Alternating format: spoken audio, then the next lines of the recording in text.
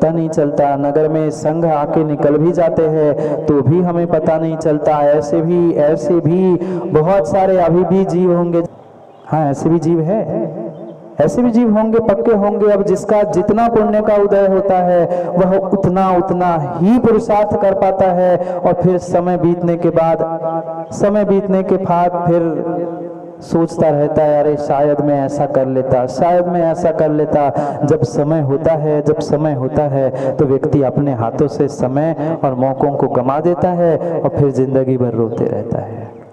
आपको सच्चे देव, शास्त्र और गुरु मिले हैं, थोड़ा सा जागृत होने की आवश्यकता है। उनकी पूजा के लिए पूजा नहीं है, पंच परमेष्ठी की पूजा के लिए पूजा नहीं है। उनके जैसे गुणों को मैं भी प्राप्त करूं, मैं भी उनके जैसा पूज्य बन जाऊं, यही मुख्य उद्देश्य पूजा के पीछे का है। कितने हम पूज्य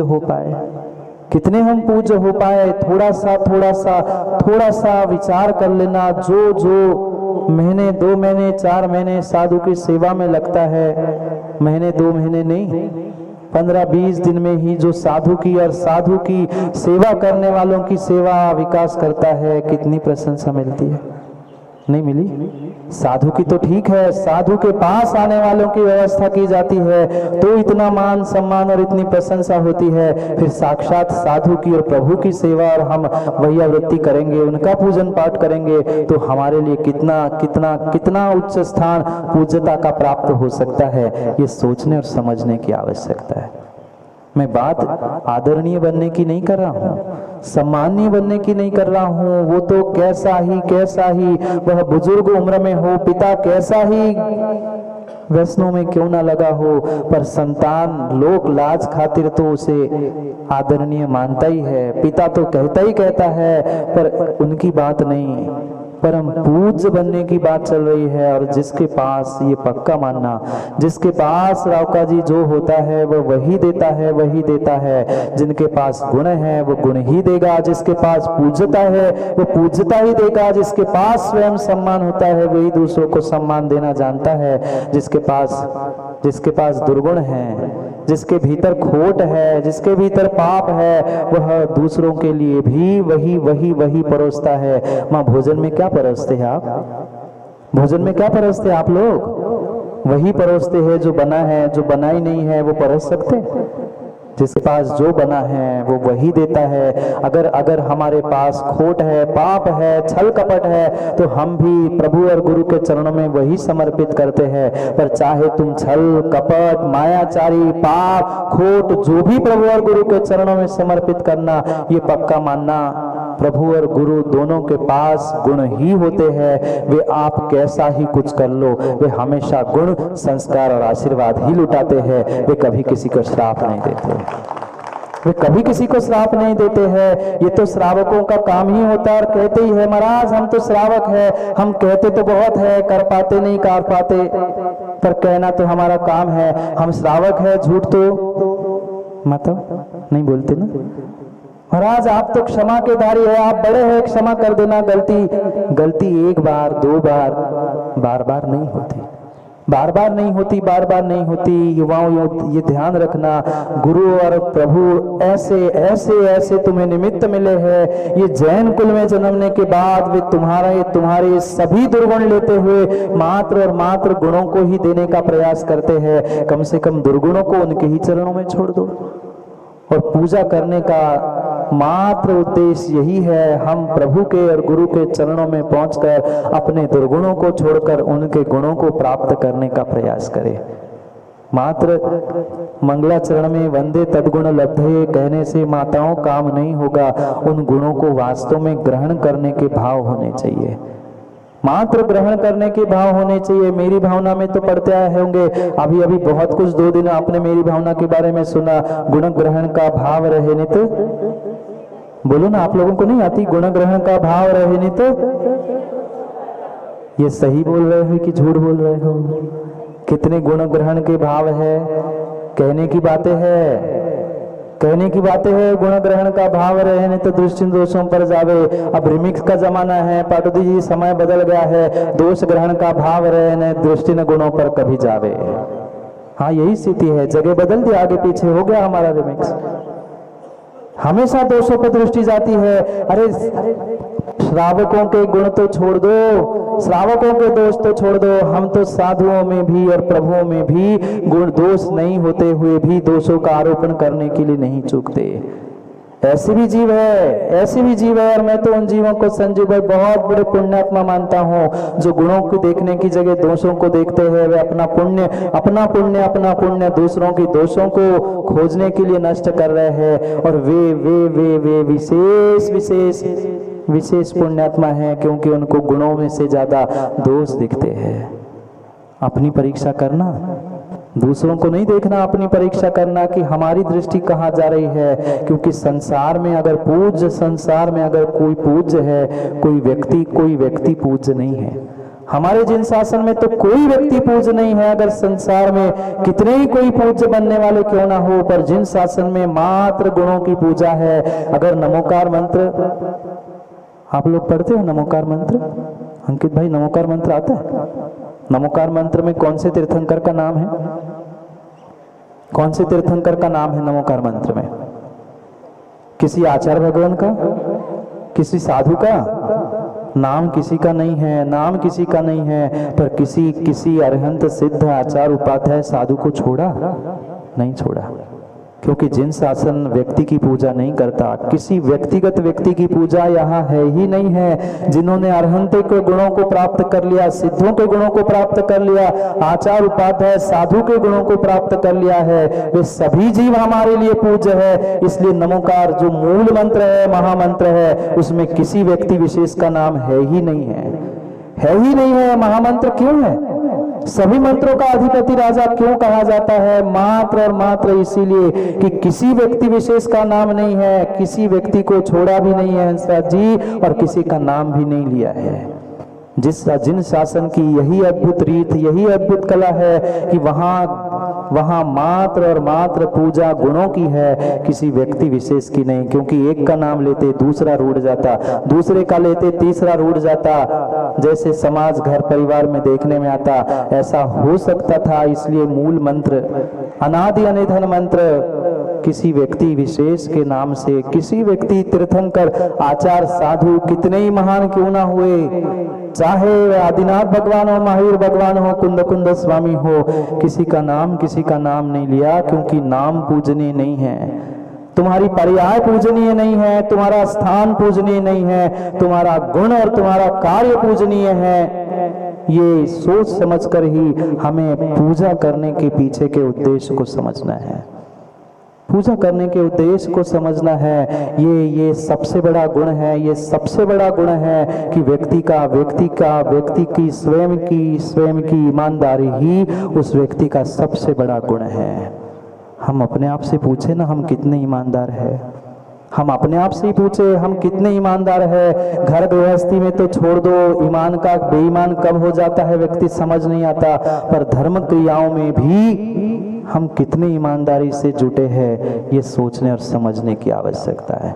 स्वार्थ के वशीभूत जुटने वाले तो बहुत सारे हैं कि हमें मौका मिल जाए, हमें समय मिल जाए, हमें ये मिल जाए, ये कहने वाले तो बहुत सारे संजीव जी मिलते हैं। पर हमारा समर्पण कितना है, ये कितना दिखाने का प्रयास व्यक्ति ने किया। मैं तो कहता हूँ दिखाने का ही हो ना हो, पर दिखाने का भी कितना। जब समय आता है, जब जरूरत होती है, तब प्रभु और गुरु याद आते हैं। बाकी समय कुछ नहीं।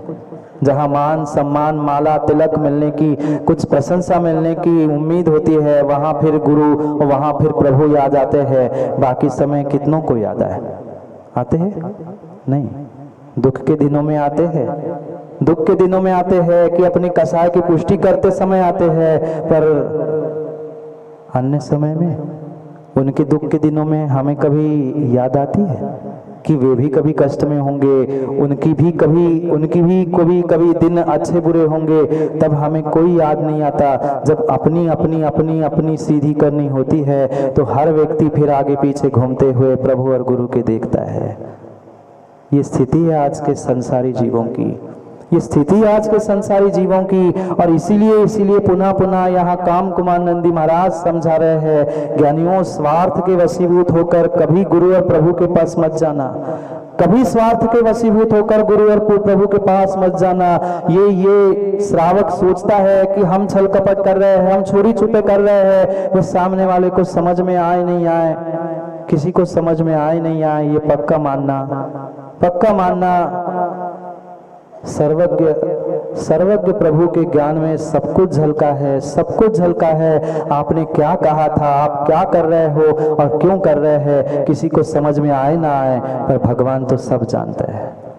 नहीं जानता? संसार में दो ऐसे प्राणी हैं, वे सब कुछ जानते हैं। एक स्वयंभू है और एक स्वयं व्यक्ति है। कितना ही छल कपट, कितनी मायाचारी जो चाहे कर दे, पर दो व्यक्ति तो ईमानदारी से सब सत्य जानते हैं कि हमने क्यों, क्या, किस लिए किया है। ये सोच समझकर ही जीवन जीने का निर्णय करना होगा। क्योंकि दिखावा करने के लिए फेक जीवन तो कई भवों से हमने जिया है। पुनः मैं माताओं एक ही बात हर जगह कहता हूँ कि उतना ही कहो जितना हम कर सकते हैं, और जितना कहा है कम से कम उतना करना ही कर सीख लो। तो कुछ ईमानदारी से आप अपने जीवन को नेक बना सकते हैं। नहीं तो फेक करते करते तो सदियां बीत गई और बहुत सारे गुण प्रभु और गुरु के प्राप्त करो ना करो, पर मात्र ईमानदारी से इंसान बनना सीख लो।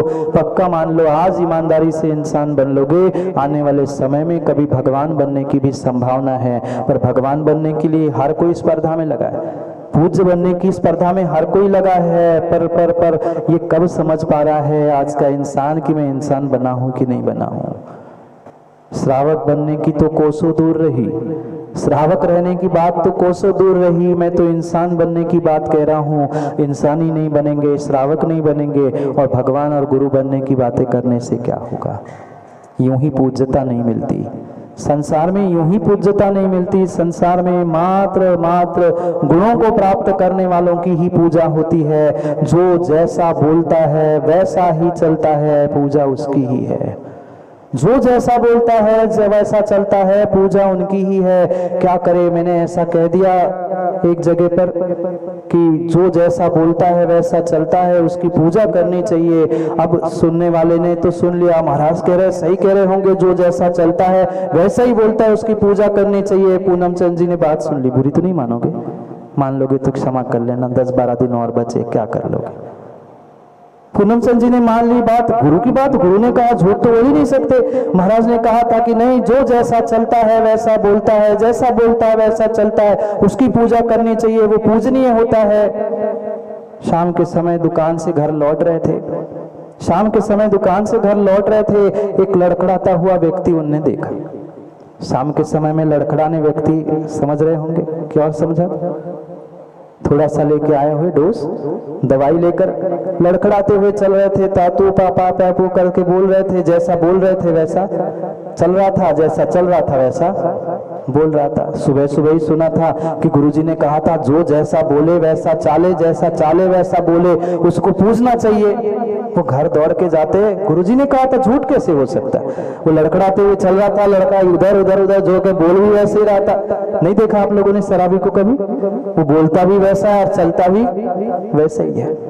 अब उसको लगा भाई जो बोल रहा है वैसा चल रहा है, जैसा चल रहा है वैसा बोल रहा है, अब उसकी पूजा। ऐसे विपरीतता को ग्रहण करने के लिए बोलने चालने की बात नहीं कह रहा हूँ, स्पष्ट करना आवश्यक है, नहीं तो पंचम काल है। यहाँ का और कोई ज्ञानी ऐसे उठ के शाम को चला जाएगा खोजने के लिए लड़खड़ाते हुए को। अच्छा बोलने वाला, अच्छा चलने वाला, जिसकी जैसी चर्चा है वैसी ही चर्या, और जैसी चर्या है वैसी चर्चा। चाहे दिगंबर गुरु हो, चाहे हमारे अरहंत प्रभु हो, उनके गुण भी वैसे हैं, उनकी चर्या भी वैसी है और उनकी चर्चा भी वैसी है। वो बोलते भी वही है जो वो करते हैं, और जो करते हैं वही बोलते हैं। इसलिए वो सम्मानीय नहीं, इस संसार में परम पूज्य बन चुके हैं। इसलिए संसार में वे परम पूज्य बन चुके हैं। कौन?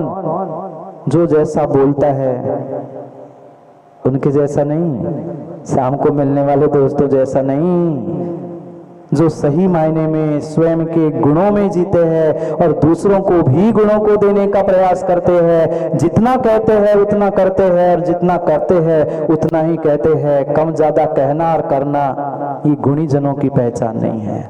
ये गुणी जनों की पहचान नहीं है। जब श्रावकों के लिए भी कहा है फिर तो वे भगवान बनने वाले और भगवान बन चुके हैं, फिर तो उनके गुणों की पूजा और उनके गुणों की प्रशंसा कितनी करे। जब तक उनके गुणों को नहीं समझोगे तब तक श्रावकों कभी पूजा करने के भाव नहीं होंगे, और जब तक पूजा नहीं करोगे तब तक संसार में जीवन में पूज्य भी नहीं बन सकते। पूज्य भी नहीं बन सकते। दुर्गुणों से भरे हुए अनेक जीव संसार में हैं। कुछ कह के कुछ करने वाले जीव संसार में बहुत बहुत बहुत सारे हैं।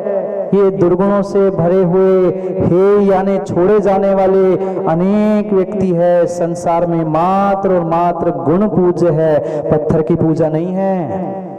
युवाओं ध्यान रखना, मंदिर में रखे हुए पत्थर की पूजा नहीं है, कोई रास्ते से जाने वाले नंगे इंसान की पूजा नहीं है। उनको गुरु के माध्यम से गुणों का आरोपण हुआ है, गुणों का संस्कार हुआ है। वह पत्थर भी गुणों के संस्कारों से पूजनीय होता है, एक इंसान भी गुणों के संस्कारों से पूजनीय होता है। फिर श्रावकों, आप थोड़े से गुणों को धारण कर लोगे तो आप क्यों नहीं पूजनीय बन सकते हो?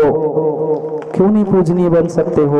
ये विचार करना। जब पूज्य पुरुषों की सेवा करने से इतना मान सम्मान प्रशंसा मिलती है, फिर हम ही विकास भाई गुणों का विकास कर लेंगे तो हमारे जीवन में हम क्या कुछ नहीं प्राप्त कर सकते, क्या कुछ नहीं प्राप्त कर सकते हैं। पर उतना समझने का और सुनने का समय कहाँ है? नहीं है। 10 बज गए हैं। क्या करूं? घड़ी किसी के लिए नहीं रुकती, घड़ी किसी के लिए नहीं रुकती, घड़ी किसी के लिए नहीं रुकती। मात्र संजीव जी 9 श्लोक बचे हैं, 91वां श्लोक है। मैं श्लोक की कह रहा हूँ, बाकी आप समझदार हैं, बाकी आप समझदार है। 91 नंबर का श्लोक पढ़ना है। संसार में कौन पूज्य है, पूज्य क्या है ये बताया जा रहा है। पत्थर पूजनीय नहीं है, इंसान पूजनीय नहीं है। अगर पूजनीय कुछ है तो वह गुण है। एक छोटे से गुण से वह बालक भी सम्मानीय होता है। कोई नमोकार सुनाता है, कोई मंगलाचरण करता है तो उसकी पीठ थपथपाई जाती है, बेटा बहुत अच्छा किया। एक छोटा सा गुण इतना महान काम करता है। फिर जो गुणों के पिंड है, गुणों के पुंज है, वे तीर्थंकर, अरिहंत, सिद्ध, आचार्य, उपाध्याय, साधु, पंच परमेष्ठी कितने कितने कितने गुणवान, कितने पूजनीय होंगे। विचार करने जैसी बात। पढ़ते हैं श्लोक को क्योंकि जो कहता हूँ मैं तो कहता ही नहीं हूँ, जो यहाँ लिखा है वही बात आपको समझाने का प्रयास करता हूँ। जो समझदार है वो समझ जाते हैं और जो नहीं है वो जो है सो है। नए समय नए स्थान पर समय को समझने के लिए समय पे मिलते, क्योंकि समय पे किया गया काम समय को दिलाता है। बोली भगवान महावीर स्वामी की।